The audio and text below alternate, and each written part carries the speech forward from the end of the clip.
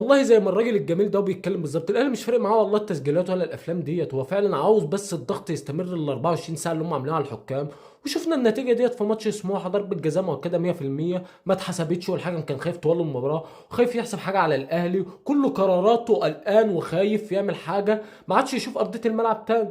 كمان ايه انت مش مصدقين؟ كمان اتحاد الكوره وجايبين خبير اصوات النهارده وتسجيلات، رغم ان ده غير قانون ومش موجود في اي لائحه، بس هم عاوزين يستمر الضغط. والكلام قاعد يتوزع على جميع بقى من القنوات، وكله بياخد سكريبت محفوظ، كله يقول نفس الكلام ان الاهلي مظلوم، عم انه واخد يعني 42 دوري والزمالك واخد 12 دوري. وفكره ان الاهلي مظلوم ومعمول عليها حدوته ومعمول عليها حكايه، والنهارده بعتين سوا حافظ عشان يسمع التسجيلات بقى، ان هو دي بقى اللي هيغير الكون، وهو دوت اللي هيجيب حق النادي الاهلي، واحنا جايين ناخد حق النادي الاهلي. واتطردوا النهارده هيقول لك لا احنا ما اتطردناش، هم ما عملوش اللي على مزاجنا فاحنا مشينا. وكلام وسكريبت وكلام وتسجيلات ايه محفوظه والناس كلها حافظاها وبتطلع تقعد تتكلم.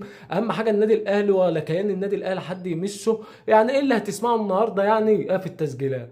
انا عاوز افهم، محمود عاشور كان شايفها ضربه جزاء وابو الوفا ما كانش شايفها ضربه جزاء فجابه، فاقنعه ان هي ضربه جزاء. ايه اللي كنت هتسمعه يعني غير اللي احنا بنتكلم فيه ودوت الحالات اللي بتحصل؟ انا عاوز افهم بقى ان انت طالع بقى يا سامح حافظ، انت عاوز ايه؟ اقسم بالله انت عاوز ايه؟ ما تجننيش.